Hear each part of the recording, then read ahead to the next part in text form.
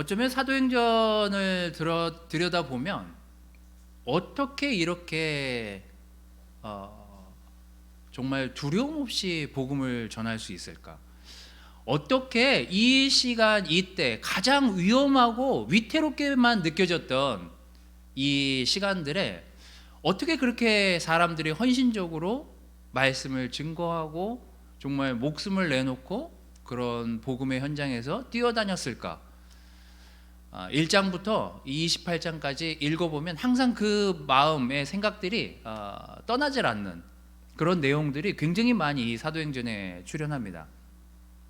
아마 이 교회 지금 이제 코로나여서 더더욱 그러실 수도 있겠지만, 저는 이 사도행전에 나오는 인물들의 이야기들을 접할 때마다 사실은 제가 이 교회에 처음 왔을 때 많은 형제들의 모습이 굉장히 오버랩되는 장면들을 많이 이렇게 느끼게 됩니다. 어쩌면 우리 교회가 그랬었던 교회이기도 하고 지금은 어떤지 모르겠습니다.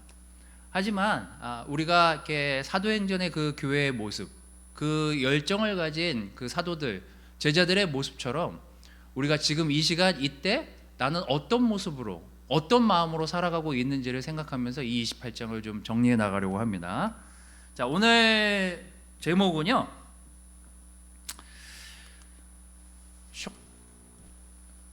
이런 믿음은 교회가 병듭니다. 이렇게 제목을 정했습니다. 사실 이런 믿음은 내가 병듭니다. 뭐 이렇게 하려다가 좀 사이즈를 키워서 좀 넓혀서 교회로 했습니다. 우리는 작게 한 사람 한 사람 다 교회의 모습으로 여러분 현장에서 살아가고 있으니까요. 제가 늘 우리 캠퍼스들, 영피들, 뭐 우리 좀 젊은 친구들하고 요즘 막 이런저런 이야기를 할 때마다 제 20대, 막 제 10대에서 그 대학으로 넘어가는 과정, 뭐 이때 이야기들을 좀 많이 나누곤 합니다. 그때 내가 무슨 생각으로 그렇게 그 시간을 지나갔을까? 그때 내가 무슨 마음으로 교회에 나갔었을까? 또 그때 왜 내가 그렇게 힘없는 그냥 교회에 왔다 갔다 하는 그런 사람으로 살았었을까에 대한 생각들을 좀 많이 해보게 되는 시간이었습니다. 어쩌면 오늘 여러분들이 느끼시기에 내가 이렇게 병든 채에 하나님을 믿고 있는 사람으로 살아가고 있지는 않은지, 내가 병은 들었는데 병이 들었는지조차도 모르고 살아가고 있지는 않은지, 우리 교회의 모습은 어떤지, 그런 것들을 여러분들이 좀 생각하시면서 오늘 말씀을 좀 보도록 하겠습니다. 제가 28장 24절에서 31절 말씀을 적어오긴 했는데 중간중간 읽으려고 제가 챕터를 좀 이렇게 끊어왔습니다. 그래서 그렇게 좀 보도록 하겠습니다. 자, 또 이 앞에 내용을 좀 들어가서, 사실 이 28장은요 뭐 그렇게 되게 흔쾌한 또 이렇게 기분 좋은 장면은 사실 아닙니다. 왜냐하면 이제 바울이 자기가 복음을 전하다가 붙잡혔는데 이제 로마로 압송이 돼요. 그 마지막 장면이 이렇게 끝이 나요. 로마로 압송이 돼서 끌려가는 가운데 풍랑을 만나서 어느 섬에 도착을 하게 되죠. 그냥 불시착이에요. 그런데 거기에서 이 바울이 그 사람들의 그 허락을 받고 그 데리고 가던 군인들의 허락을 받아서 민가에서 머물렀던 스토리가 바로 28장입니다. 그러면서 그냥 끝나요. 28장이. 어찌 보면 굉장히 불행하게 느낄 수 있는 시간이에요.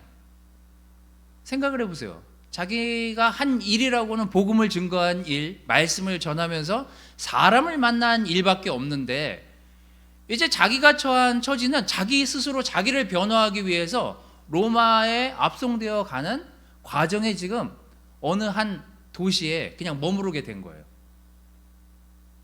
여러분이라면 어떻겠습니까? 여러분이 그 당시 그 바울의 모습과 그 사람의 마음이라면, 저 같으면 많은 생각과 많은 고민에서 내 복음이, 내가 전하는 하나님의 말씀이 여기까지인가?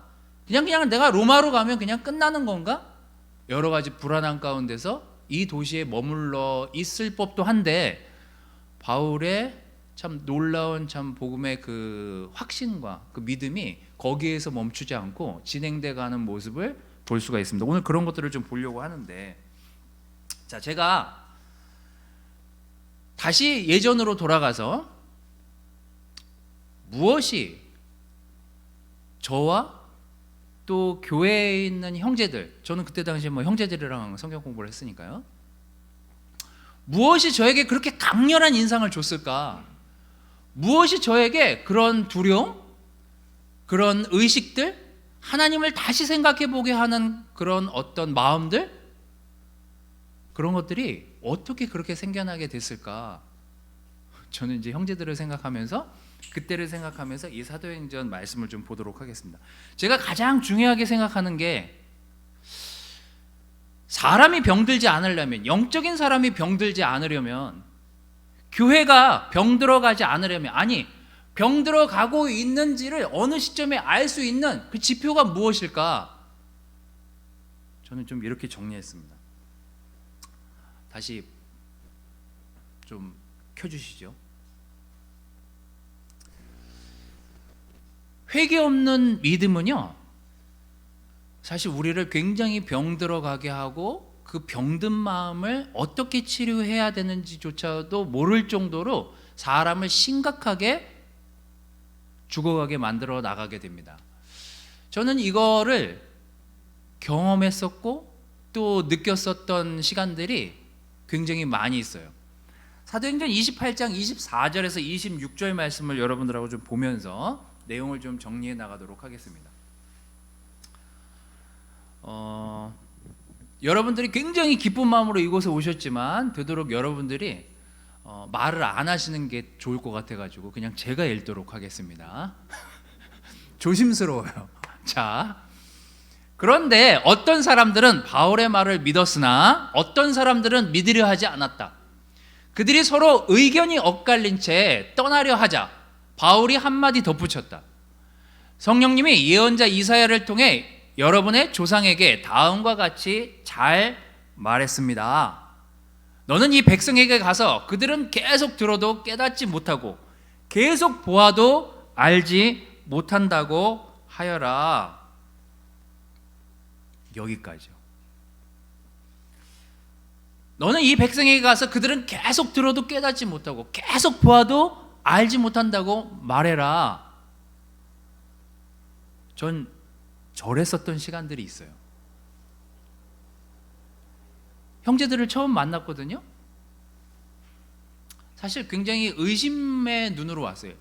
정말 뭐 얼마나 대단하길래, 얼마나 그 말씀이 파워풀하길래 일반 회사 다니는 사람들이 나랑 성경 공부를 한다고?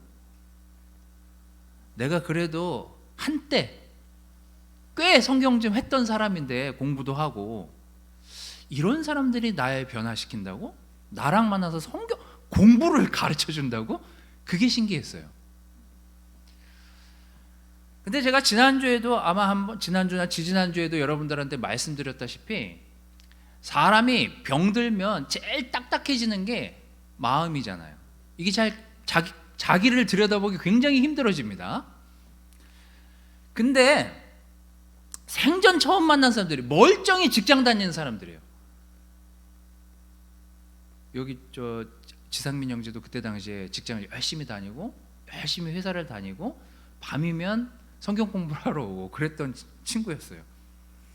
하여튼 성경 공부를 하는데요, 어느 날 어느 순간 이런 걸 느낄 때가 있잖아요. 진짜 말씀이 두렵다. 진짜 이게 사실이라고? 제 모습을 자꾸 보게 되고 그 형제들이 하는 이야기 속에 두려움들이 느껴지기 시작했어요. 근데 더 두려웠던 건 생전 처음 보는 그 사람들이, 몇 번 만나지도 않았던 그 사람들이, 난 사실 이런 게 삶에서 되게 문제였어. 이런 게 사실 되게 고민이었어. 이런 게 내 삶에 잘 해결이 안 됐어. 근데 그 제가 하고 있었던 고민이었거든요. 저는 뭐 중간에 교회를 안 나오긴 했지만 교회 왔다 갔다 하면서 말씀을 열심히 듣고 막 축도를 이렇게 목사님한테 받고 이러긴 했지만 제 삶의 문제를 꺼내놓고 누군가 이렇게 깊이 내 안을 들여다보고 내가 지금 어떤 모습에 처해 있는지를 보게 해준 그런 공부들이 없었어요, 사실. 근데 그 형제들이 성경을 읽어주고 같이 말씀을 보면서 이렇게 되는 거죠. 말씀을 들으면 들을수록 눈이 열리게 되고 귀가 열리게 되고 마음이 움직이고, 야, 하나님이 정말 날 사랑하지 않으시면 난 정말 큰일 날 사람이었겠구나를 막 등골이 오싹한 상태로 성경 공부를 하다가 집에 또 사무실에 돌아가는 경우들이요. 전 나중에 그 죄에 대한 그 공부를 하고 나서 사실 사무실에 들어가서 혼자 너무나 울었던 기억이 있어요. 야, 내가 이 정도밖에 안 되는 놈이었는데, 내가 이 정도밖에 안 되는 사람이었는데 내가 정말 세상을 만만하게 봤구나. 그게 제가 변하게 된 가장 큰 이유였어요. 근데 바울이 이 말씀을 인용했잖아요. 이 지금 이사야 말씀이거든요. 제가 노란색 지금 쳐온 게, 거기 뭐 여러분 성경에 보면 그 밑에 주석 달려 있잖아요. 이사야서 6장 뭐 어디 보라고, 거길 좀 보도록 하겠습니다. 이사야서 6장 7절 8절이요. 그것을 내 입에 대며 이렇게 말하였다. 보라, 이것이 내 입에 닿았으니 이제 내 죄는 사라졌고 너는 용서받았다. 나는 또 여호와께서 내가 누구를 보낼까, 또 우리를 위해서 갈 것인가 하고 말씀하신 소리를 듣고 내가 가겠습니다. 나를 보내소서 하고 대답하였다. 그리고 아까 바울이 인용한 그 구절이 여기 나옵니다. 그러자 여호와께서 말씀하셨다. 너는 가서 이 백성에게 들어도 듣지 못할 거고 보아도 보지 못하는 그 마음을 너가 이야기해라. 그게 지금 바울이 사도행전 28장에서 사람들을 모아놓고 한 얘기거든요. 자, 이 구절을 인용한 이 위의 구절을 보십시오. 이사야가 어떤 마음으로 가겠다고 하죠? 내가 누굴 보낼까? 라고 하나님이 물으시니까 이사야가 손들어요. 제가 가겠다고요. 나를 보내달라고요. 나를 쓰임받게 해달라고요. 왜요? 본인이 용서받은 걸, 본인이 그의 죄가 씻겼다는 걸 확신한 다음에 그는 자발적으로 손을 들고 복음을 증거하러 나갑니다. 어쩌면 그때 제게 왔던 많은 형제들이 정말 이런 사람 같았어요. 정말 어느 하나 놓치지 않고 회사도 열심히 가시는 분들 같은데 어떻게 이렇게 열심히 말씀을 지키면서 살지? 그게 더 놀라웠어요. 도대체 저 확신과 저 동기는 어디에서 나오는 거지? 그게 저를 더 전율을 느끼게 만들었어요. 자, 여기서 우리가 하나 알게 될 수 있는 것, 교회에 나오는 게 중요한 게 아니라 우리 자신의 모습과 교회가 병들어가고 있는지, 내가 지금 병들어 있지는 않은지, 내가 누구에게 오늘 내 답답하고 불편한 마음들을 누구에게 꺼내놓고 함께 기도할 수 있고 함께 도움을 요청할 형제 자매들이 주변에 있는지, 이거 되게 중요한 거예요. 오늘 내가 고립되어 있고 내 안의 죄들과 내 안의 문제들을 누군가에게 꺼내고 있지 못하다면 우린 병들어 있는 게 확실한 거예요. 여러분, 오늘 여러분 마음의 생각들, 또 마음에 있는 여러 가지 문제들을 누구에게 꺼내놓고 누구에게 도움받으며 함께 하나님께 나아가고 있는지를 정말 요즘 그걸 하고 있다면 여러분 굉장히 건강하게 지내시는 것이지만, 만약에 여러분들이 그런 일들을 잘 하고 있지 않다, 내가 짚고 있는 어떤 문제들을 누군가에게 함께 도움받고 함께 하나님께 나아가지 못하고 있다, 이것은 우리가 건강하지 못하는 지표임을 여러분들이 인식하시면 좋을 것 같습니다. 이게 교회가 병들어가고 내가 병들어가고 있는지 없는지를 알아볼 수 있는 중요한 지표라는 생각이 들어요. 여러분들이 이 생각을 먼저 해보시고, 다음 책임감 없는 믿음 28장 23절과 28절 말씀을 좀 읽어드리도록 하겠습니다. 자, 책임감 없는 믿음 23절과 28절 제가 읽어드릴게요. 그래서 바울은 아침부터 저녁까지 하나님의 나라에 대해서 설명하며 증거하고 모세의 율법과 예언자들의 글을 가지고 예수님에 관해 그들을 설득시키려고 하였다. 28절은 이렇게 기록합니다. 그러므로 여러분은 하나님이 주신 구원이 이방인들에게 돌아갔다는 사실을 아셔야 합니다. 그들은 이 구원의 말씀을 들을 것입니다. 바울이 이 말씀을 전할 때는요, 풍랑을 만나가지고 정말 엄청 고생을 하고 4개월도 채 지나지 않은 시간이었어요. 거기다가 뭐 여러분 뭐 성경 많이 보셔서 아시겠지만 뭐 사람들 뭐 케어하려다가 뭐 뱀에도 물리고 막 이랬잖아요. 어쩌면 좀 쉬면서 호흡을 가다듬으면서 다음 스텝을 준비할 수도 있었을 그 시간에 바울은 거기 있는, 내가 지금 거하고 있는 2년 정도 여기 머물렀다고 기록이 되어 있는데, 여기 있는 동안만이라도 이 동네 사는 사람만이라도 하나님의 말씀을 증거해야 되겠다. 근데 진짜 신기하지 않습니까?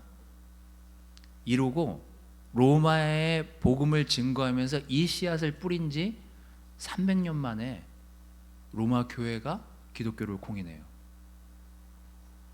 진짜 작은 사람들한테 말씀을 전하면서 로마로 갔을 뿐인데, 몇 되지도 않는 사람들을 불러다 놓고 말씀을 증거하고 가르쳤을 뿐인데, 물론 바울은 그 300년 뒤의 일은 알지도 못하고 죽었죠.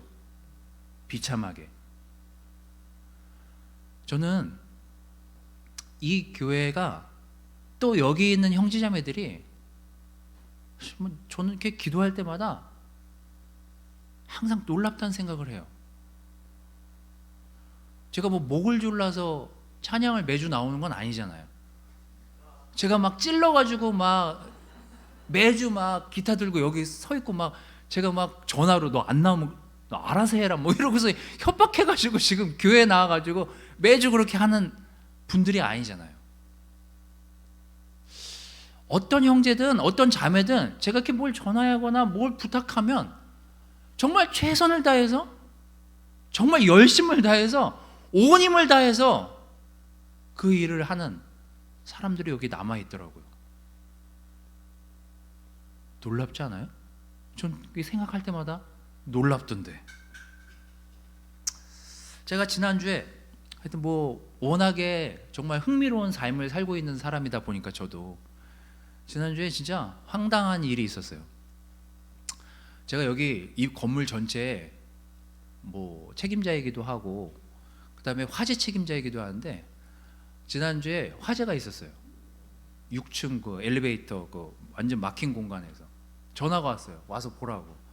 그래서 와서 봤는데 그 밀폐된 공간에서 천장이 막 타들어가고 있는 거예요. 불은 안 나고 있는데 천장이 막 타들어가는데, 전날 경비 아저씨가 확인을 했는데 5층까지 확인을 했는데 벨이 울려가지고 5층까지 확인을 했는데 옥상을 확인 안 하신 거죠. 그래서 이걸 어떻게 해야 될까? 내가 끌 수 있을까? 근데 거기 뭐 전자 기판도 있고 막 여러 가지가 있으니까 제가 당황해가지고, 당황하면 생각이 안 나잖아요.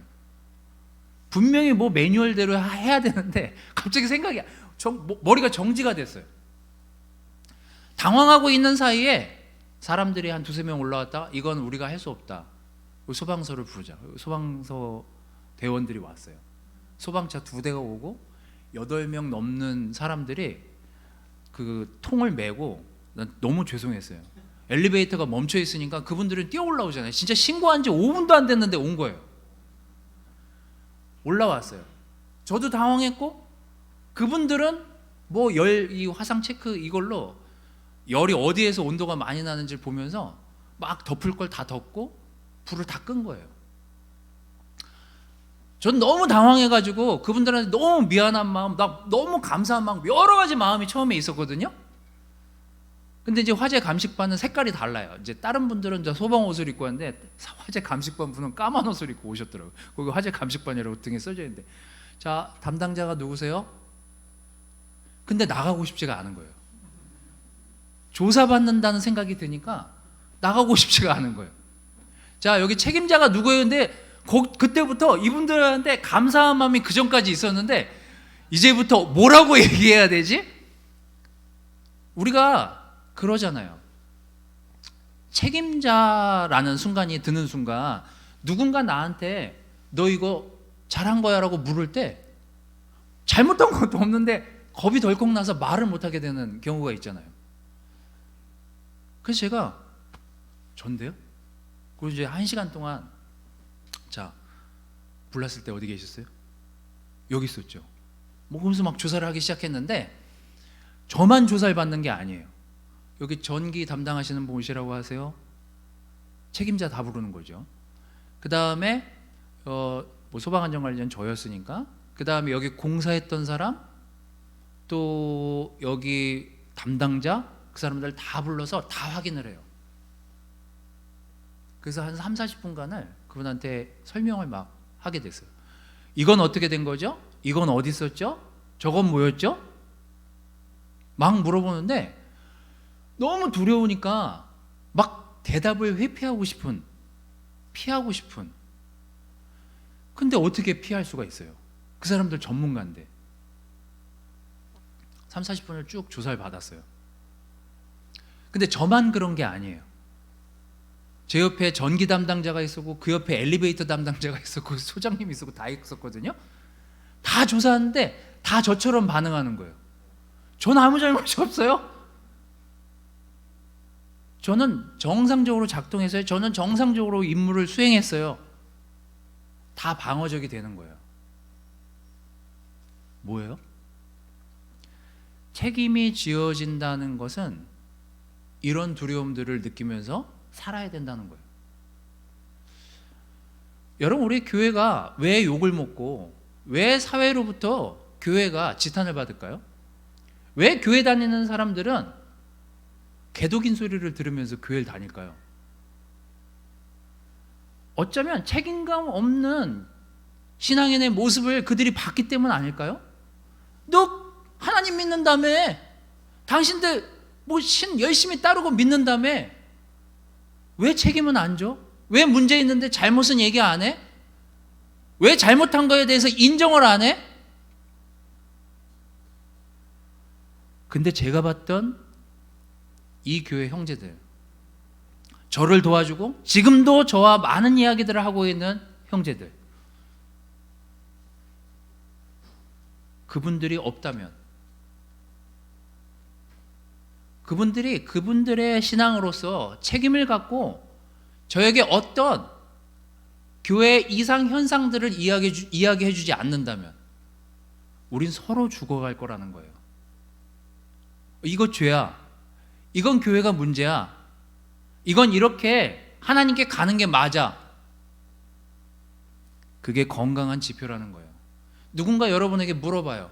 어떻게 지냈어? 요즘 마음에 걱정은 없어? 요즘 무슨 문제는 없어? 하지만 그 대답에 우리는 우리 스스로를 들여다보면서 책임감 있는 대답을 해야 될 사람이 바로 하나님을 믿는 우리 자신, 교회여야 되지 않겠습니까? 저는 이 교회가 그렇게 건강하게 가길 바라요. 건강한 형제들이 그렇게 있었던 것처럼 예전도, 지금도, 내일도, 미래에도 교회를 건강하게 그렇게 만들어주는 형제 자매들이 드러나기를 바랍니다. 마지막으로요, 에스겔서 33장 8절에 보면 내가 악인에게 악인아 내가 반드시 죽을 것이다 하고 말할 때 내가 그 악인에게 경고하여 그를 악한 길에서 돌아서게 하지 않으면 그 악인은 자기 죄로 죽겠지만 나는 그의 죽음에 대한 책임을 너에게 묻겠다라고 하나님은 말씀하십니다. 오늘 옆에 있는 사람이 잘 못 지내고 있는 책임을 우리가 방관하고 있다면, 방조하고 있다면 여러분도 책임이 있다는 사실. 우리 바이블톡에서 좀 못 지내고 있는 사람을 방관하고 있다면 바이블톡 전체가 그를 위해서 기도해 줄 수 있고 그를 만나서 도와줄 수 있는 그런 관계를 만들어가지 못한다면 그 책임은 오롯이 우리 각자에게 돌아올 것이라는 것을 잊지 마시기를 바라겠습니다. 마지막으로 이 28장 30절 31절은 어떻게 끝나냐면요, 결국 이 모든 것들을 수행할 때 우리의 마음이 어때야 되는지를 이야기하고 있습니다. 사랑 없는 믿음으로 이 일들을 하지 말라는 것이죠. 바울은 만 2년 동안 자기 셋집에 머물면서 굉장히 작은 집에 머물렀었던 것 같은데, 찾아오는 모든 사람을 따뜻하게 맞아들여 아무런 방해도 받지 않고 담대하게 하나님의 나라를 전파하고 주 예수 그리스도에 대하여 가르쳤다 라고 기록하면서 그냥 28장이 끝나요. 저는 우리 모두 정말 놀라운 믿음을 가졌고 놀라운 책임감을 가진 상태로 이 교회의 일원으로 형제자매들로 살아가고 있음에 감사드립니다만, 결국은 이 모든 것들은 사랑 안에서 행해져야 된다라는 확신이 우리 모두에게 있어야 된다는 사실을 말씀드리고 싶습니다. 어느 때는요, 해야만 하기 때문에 했었던 저를 본 적이 있어요. 만나야 하기 때문에 그냥 만나는 적, 이 말을 해야 되기 때문에 그냥 아무 생각 없이 한 적, 내가 거기 사랑이 있었나? 어쩌면 우리에게 앞에 두 개 회개 없이 믿고 살아가는 사람들이 병들어가는 모습을 보면서 도전도 주고 책임감 없이 신앙생활하는 형제자매들을 보면서 도전도 줬다면, 이 모든 것들에 사랑 없이 이 위에 두 가지를 한다면 그 또한 병든 교회라는 생각이 듭니다. 저는 많은 형제자매들의 헌신으로 이 자리까지 왔습니다. 물론 앞으로도 그렇게 가겠죠. 여러분, 우리 교회가 건강하게 앞으로도 또 미래에도 남기를 바라요. 저도 그런 것 때문에 고민이 많습니다. 하지만 이 교회가 가지고 있는 가장 본질적인, 하지만 가장 중요한 가치를 잃어버린 상태로 가는 교회가 되지 않았으면 좋겠어요. 저도 여러분도 이 교회를 사랑합니다. 저도 많은 교회를 다녔거든요. 하지만 여러분, 잊지 마십시오. 회개는 늘 우리 안에 살아 있어야 돼요. 여러분 각자의 교회에 늘 회개가 넘치는 그런 교회야말로 건강한 지표를 가져갈 수 있는 교회임을 잊지 마시기 바라요. 또 여러분 각자 위치에서 책임감을 갖고 여러분 믿음의 책임을 다하시는 여러분들이 되시기를 바라겠습니다. 그리고 이 모든 것을 사랑으로 이 교회를 계속해서 함께 일궈 나가는 놀라운 형제자매들이 되시기를 바라겠습니다. 말씀을 마치도록 하겠습니다.